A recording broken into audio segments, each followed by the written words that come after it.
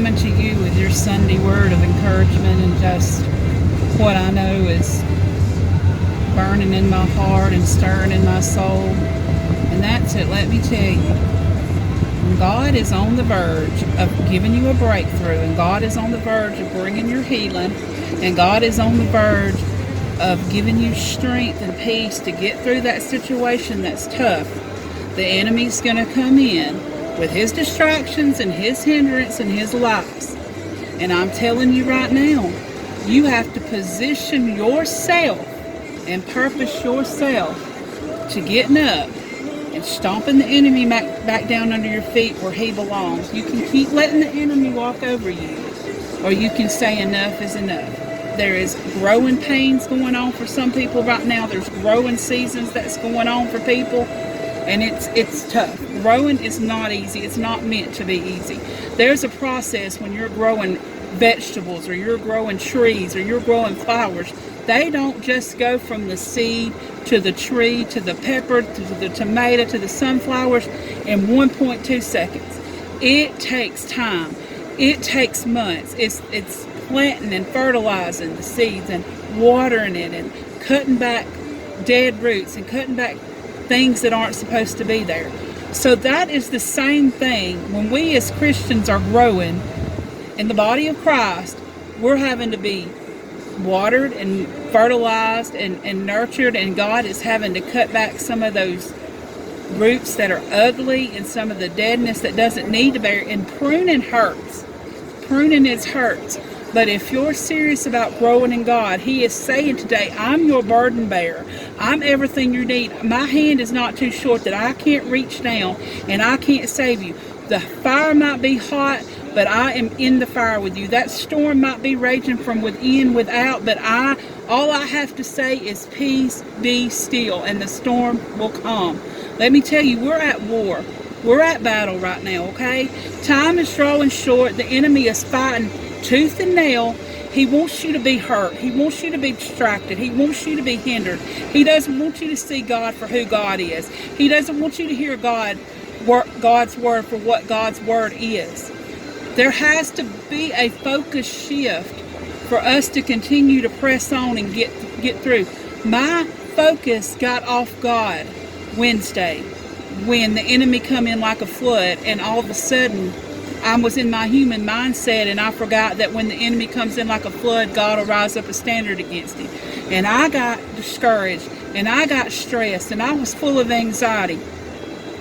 But when I positioned myself that Wednesday night to remember, where is my faith and who is my faith in, and that He's a very present help of time and need, and that He is going to push the enemy back on my behalf, and that He is my strong tower and He's my helper.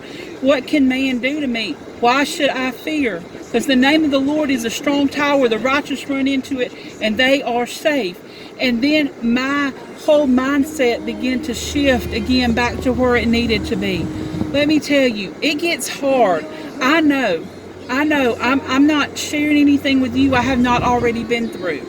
I prayed that powerful prayer years ago when I was still in my late teens. God used me. I don't care how you use me. I didn't realize how bold of a prayer that was. I prayed for spiritual growth. I did not realize how bold of a prayer that was. Growing takes time. It takes purpose. But y'all, He is still a miracle working God. I seen Him perform a miracle this week.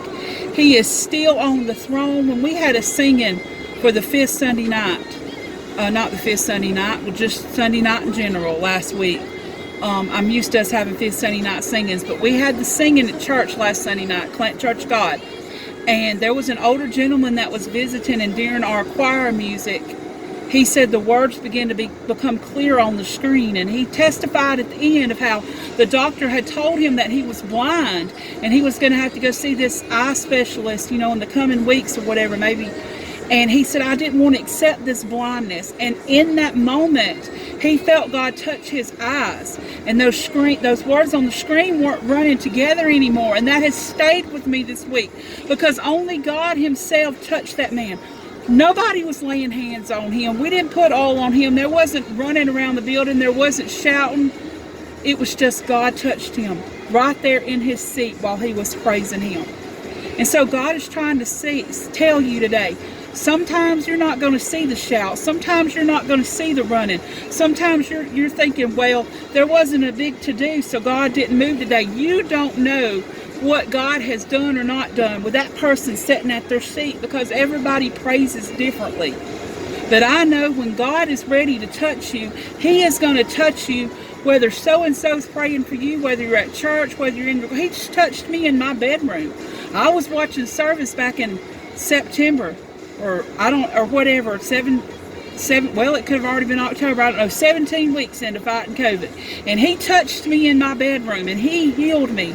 He's touched me in my car. He's omnipresent. You don't have to be in church. I'm just telling you, God is on the move, but we have to have our heart and our mind open to allow God to move. If we continue to be closed off and we continue to build that wall up and not let it down so God can move, we're never going to experience anything new. I know what it's like to leave burdened down and discouraged even when I went to church, because I've allowed the enemy to hinder me, and I've allowed the enemy to distract me, and I've put a wall up and I've put a guard up. But it's against God when God's saying, look, I'm here, but life is not sunshine and roses, and things sometimes are tough and they don't make sense, but God is the answer of it all, and He is the restoring God. And today He's simply beckoning you to come to Him. All He is saying, it's so easy but yet so hard at the same time. Lay this problem down to me. Surrender this problem to me. See if I won't turn it around for your good. You know, last week my back pain started coming back at a vengeance. And I could have laid down in that defeat. And I could have said, you know what, I'm claiming this back pain again. I'm going to keep accepting it. But you know what? I did not do that. I rose above it. I stood up in choir. I praised Him with every fiber of my being. My back was hurting, but I still praised Him for healing, because I know it's on the way. Because He's done it before. And if He's done it before, He'll do it again. So I speak healing into your life. I speak peace into your life. I speak restoration into your life. I continue to declare for distractions and hindrances to be gone in Jesus' name. I declare that. I'm not going to stop declaring that. I'm not going to stop praying that, because the devil is sly. He is sly, and his greatest tools is hindrances and distractions, because he don't want you being delivered. He don't want you growing. He doesn't want you receiving God's word, and he does not want you continuing to live for the Lord. So y'all just hold on to God and trust Him. Trust Him to see you through, because He will. I love y'all, and y'all be blessed. Amen.